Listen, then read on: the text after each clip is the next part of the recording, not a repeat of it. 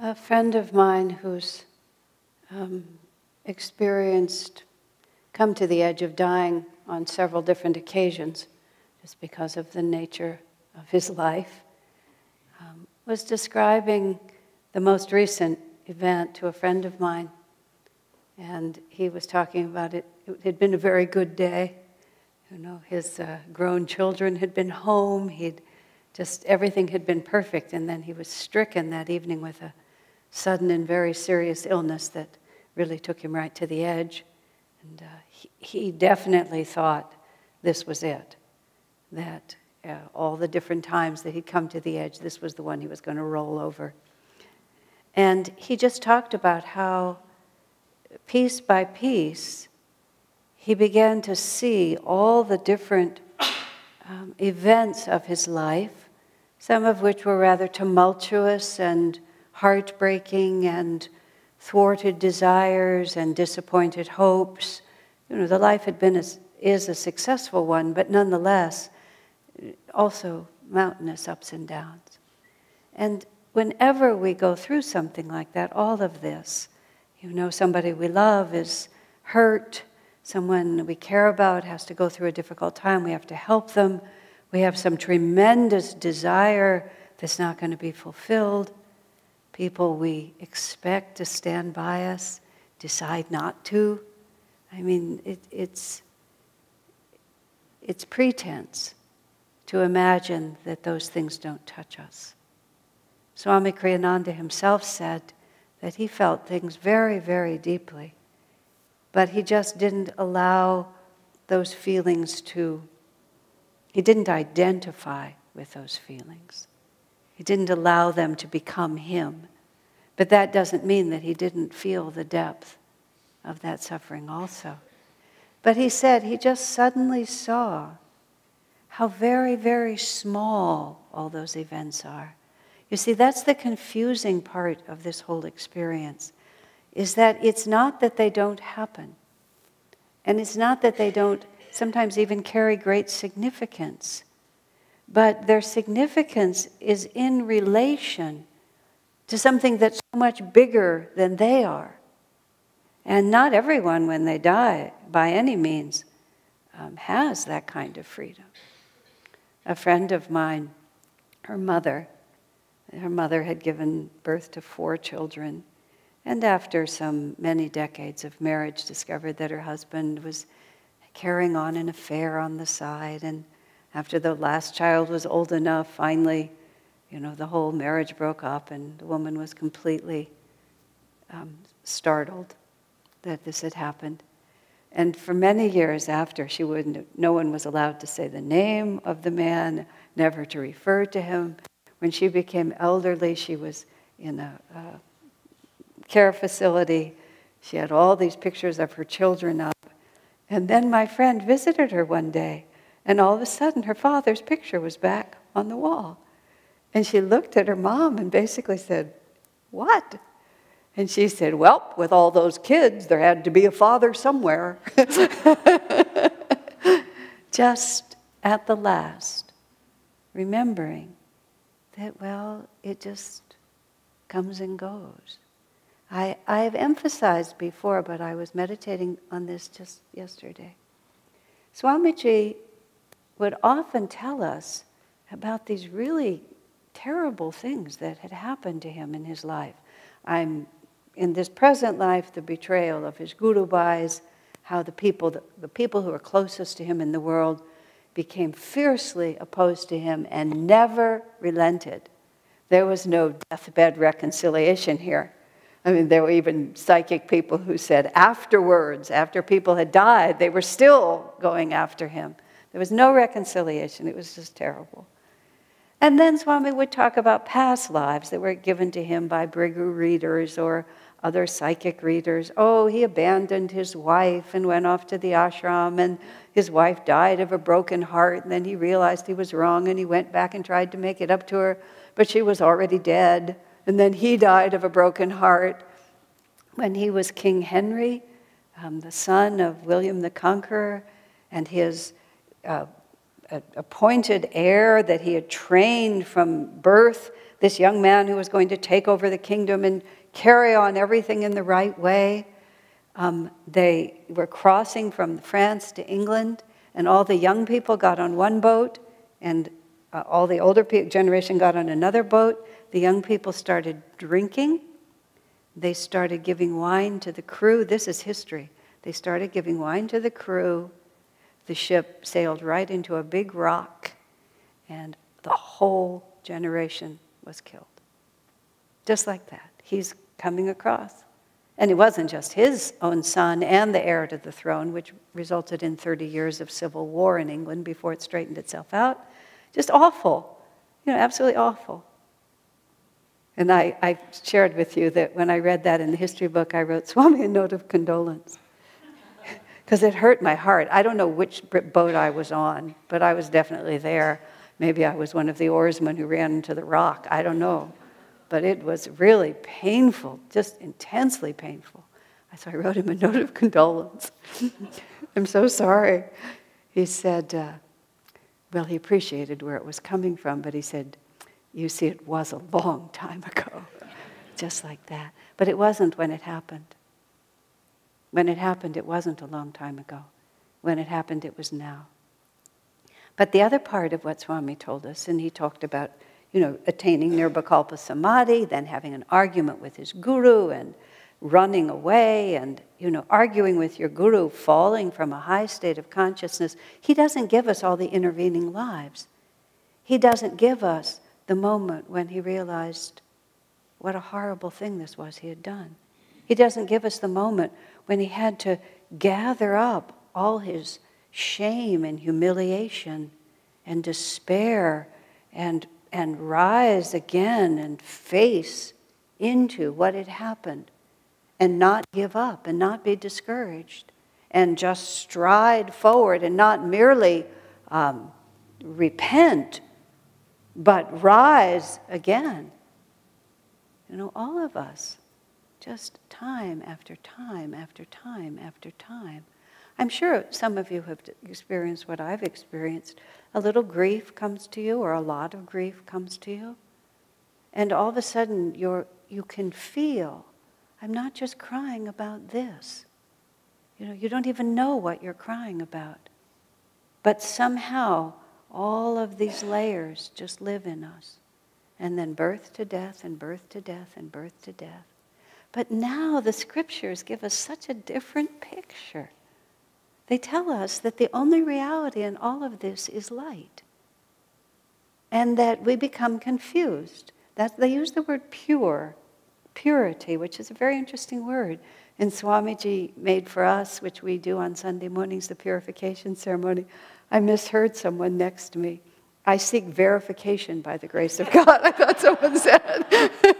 I couldn't laugh out loud, so I just thought I must have misheard them. They couldn't have asked that.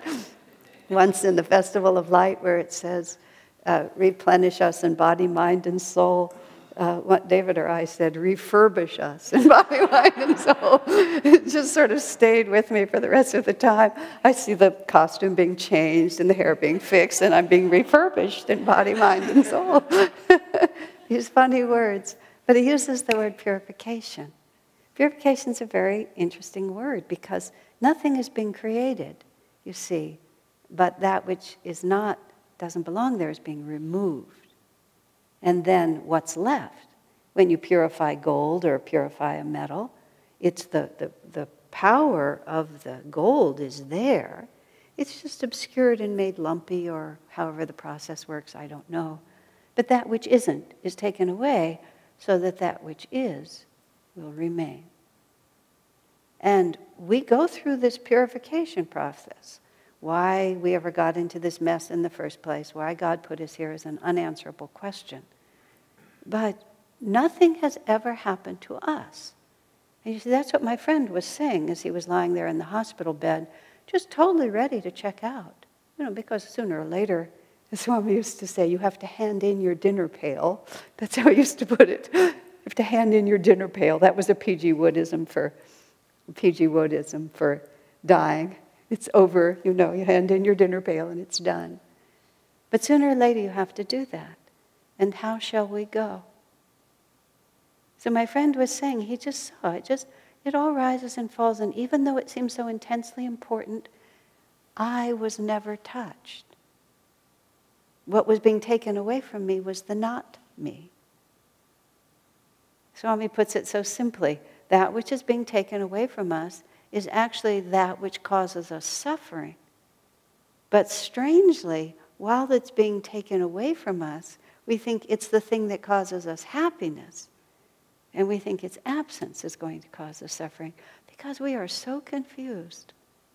Somewhere along this line, we just get mixed up. And all of spiritual life is just getting straightened out again. And once we get straightened out, that's why the yamas and the niyamas, you start on the spiritual path by just trying to behave properly. This was Sri Yukteswar's great admonition, learn to behave. We're making a little shrine for a statue of Sri Yukteswar in our community, and there's this flat board up there, and I thought, oh, that's nice. Maybe we could put some words of Sri Yukteswar up there. And I thought, learn to behave. Let's just put it there. But I felt people just wandering in without context. Learn to behave. You know, it's like, what? Be polite? Use the right fork? What am I supposed to be doing? But he was it was a very important dictum, because he meant, learn to behave according to your true divine nature. Learn to reflect in everything that you do the enduring reality of who you are, and not this confusion of time and place and false identity. And in the yamas and the niyamas, which are the beginning, not necessarily the beginning, but the first described steps of Patanjali's 8 limbs, as it's called, it's not progressions because they're all required in order for the whole thing to stand.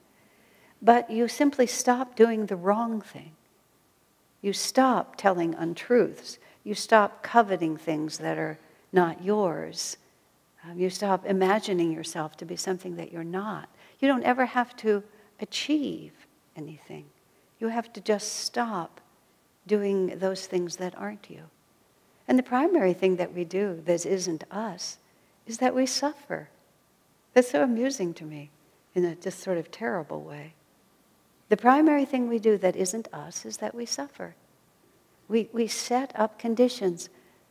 Swamiji said, Master said, spirit is, I'm deliberately trying to embarrass whoever that is. Okay, I hope you're mortified. You know, in the Los Angeles Center, they try to confiscate people's phones as they come in, which I thought was going another step. But in any case, Master said, spirit is center everywhere, circumference nowhere. And then Swami added, people are very uncomfortable without boundaries. And we really are. We're very uncomfortable without boundaries, knowing where we belong, what we're supposed to do, what's expected of us. I mean, when I was first traveling out of the U.S., which I didn't do until my mid-30s, you know, just everything made me nervous. How do you pay for your coffee? You know, you pay first and then you get a little tag. I mean, I've traveled enough now, it all seems so simple to me, but having just been in America with our own little systems, every little change was so scary just until I realized it wasn't. But we just have to set up boundaries. So here we are infinite. We are as much in the farthest star as we are in our own bodies. We are equally, in fact, each other as we are what we call ourselves. I mean, the mind really can't go there. You meditate and have a good time kind of playing it out, but then you come back and bingo, here you are. From my first 6, 7, 10 years of spiritual life, I lived with a group of women in a little convent we had, a convent Ananda style, monastic area. It wasn't big stone convents with wimples and things, but we would go into this little teepee every morning to meditate. We had a canvas teepee, Indian style, American Indian style. And we meditated, you know, so regularly for so long, the same group, that I actually would have this weird idea in my mind that maybe we were just switching bodies. You know, just like after you meditated that much, you just get up and you'd walk out in someone else's. And it puzzled me sometimes why we didn't. Really. Like, why don't we just shift over like this? Because we've got our boundaries. But you see, Master could do that.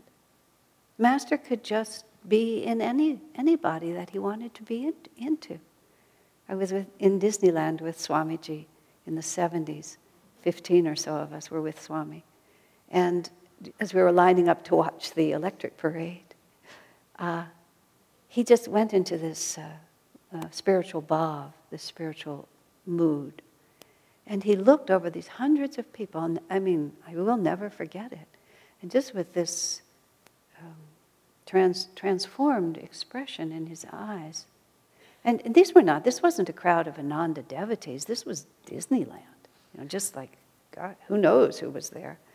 Imagine, he said, not merely loving all these people, but being equally every one of them. He said that was Master's consciousness. Master was center everywhere, and he had no circumference. He could be in the center of any reality. Just some Japanese, at the time, I always think of this in terms of this Japanese woman pushing her babies, because she seemed like the most unlikely person that I could be at that point. But Master could just as easily have stood in her reality, and now this is what's so fascinating to me, and then you see that would have been the center of everything. And it was as much and as valid a divine center is where Yogananda was standing. That's how true love, true compassion, true understanding, true forgiveness, that's where it all comes from. It doesn't come from, I stand here and I recognize, you have meant well and now I forgive you. It's just moving out of this center and standing in this center. And all of a sudden, whatever happened made perfect sense, because this is the point from which I am moving forward and wherever I had to go. Mother Teresa of Calcutta, I read something, I heard her speak it. She said, on a film, she said, to truly forgive is simply to forget. As long as you remember, you haven't yet forgiven. Isn't that a beautiful way to put it? I loved that also because I've always been a little leery of forgiving. Because if there's still a me to be magnanimous enough to you, it just seems like it would be pretty easy for that to flip back. But to just forget, just to take down the boundary. That there is no I to forgive you, and there's no you to have offended me. Because Spirit is equally center everywhere. When Swamiji said that in Disneyland, I know I've told many of you this, but it was such a beautiful moment. He swept all of us into that. And from just this very frivolous but extremely joyful day we'd had, everybody just breathed in like this, and then we all sat down on the sidewalk and meditated. We were a big crowd. So we just meditated. We meditated for about half an hour, because when we woke up, the fairies were in front of us, like this. And there was this whole crowd of people just standing. I don't know what they thought. And then we all just stood up and kind of went back into what we were doing, but we're never quite the same again. That's the true divine reality. Swamiji said, for those who love God, he said, anywhere in creation, anywhere on earth, is the same as heaven. We always are thinking, I just can't wait to get out of here. I hear people say that. I'm looking forward to that day when I get to just let it all go.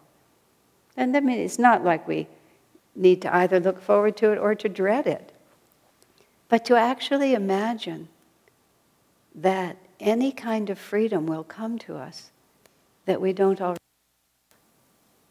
And I think we do get tired of this world. Swami Kriyananda certainly got a little tired of this world. But he also was saying over and over again toward the end, it's all bliss. It doesn't make any difference. It's all bliss. This world, the next world. We just are in our consciousness. And I guess it's a little nicer in the astral world. You can manifest mangoes with your mind. That seems like fun. Don't you think that would be fun? But really, it's just a mango in the end. Unless there is that freedom. So this purity that we're talking about, and this is why it says also in the Gita, those who seek God with impure motive. And what impure motive means simply is those who don't understand that all we have to do is release. You know, if there's an I trying to make it happen, then that's the barricade. Now, this is very extreme philosophy. But nonetheless, this is also really the most practical thing that there is. Because whenever we find a difficulty, it's always because we've set a difference, isn't it? Whether that difficulty was with a problem that we don't know how to solve, with a person that we can't get along with somebody doing something to us that we wish they weren't doing, somebody doing something to themselves that we wish they weren't doing. All of this, it's because we've set a center in one place, we've set a circumference, and then somebody is outside of that in one way or another. It's a marvelous exercise. You know, Swamiji, once when someone was in one of the plays that Swami wrote, and they didn't really like being in the play. Swami had put them in the play, and the man just didn't really want to be it. He said, I don't like pretending to be someone other than myself. And when I said something to Swami about that, he said, oh, it would be very good for him to be someone other than himself. I mean, not, you know, he didn't worship the art of acting. But nonetheless, why not? Why not? You know, what is there about me that is, so worth protecting? Man, oh man. Richard Bach, the man who wrote the book about the seagull, he was I don't know what his reality is, or truthfully, but he was very popular for a while. And he said one of his wonderful lines was, if you fight to keep your limitation, I mean, what does he say? Let me say it correctly. He said, if you defend your limitations, guess what? You get to keep them. And that's really pretty much what we spend our time doing, isn't it? We fight for our limitations. I want to stay in my point of view. You know, this is what I think is right. But what's the fruit of that? That's the impurity that keeps us from knowing God. Because as soon as we let all of that go, whether it's in death or in great trial and trouble, whatever it might be, as soon as we let that go, then once we take down the circumference, then we find the center is everywhere. Life becomes so dear. There's such a beautiful line in the Festival of Light, which we hear over and over again, talking about the concept of redemption. Redemption is when you get traded in for something better. You just get redeemed. Here we are living this life, which, you know, it's not, well, maybe it is, but it's not always hell. You know, it's just we're living this life, but then we actually get to trade it in for the one that is really us. We get to be purified and redeemed in that sense. And the redemption, the thought form has always been that this is going to be tough, that some big price is going to have to be paid. And tremendous amount of Christian theology is all about how Jesus paid that price. Jesus allowed himself to be nailed on the cross, and he suffered like nobody had ever suffered. And just this, you know, the movies and the films and the art, it's just, you know, this hideous suffering. Because we want to know that the price was big and awful, but Jesus paid it. And there is something really beautiful about that. And there's also something very true about that, because the Guru does finally pull us into grace. And he dissolves all the suffering and gives us that freedom. So but we have this thought in our mind that this heavy price has to be paid, that this purification is going to hurt. And all the stuff that's going to be taken away from us is the stuff that gives us happiness. We get so confused. We don't understand that what's being taken away from us is the stuff that causes us to suffer. So we say in the Festival of Light, whereas in the past, the coin of our redemption, the price to be paid for our freedom, was suffering, sorrow and suffering. We're very convinced of that. But now we understand that the only coin that has to be paid is calm acceptance and the joy that comes afterwards.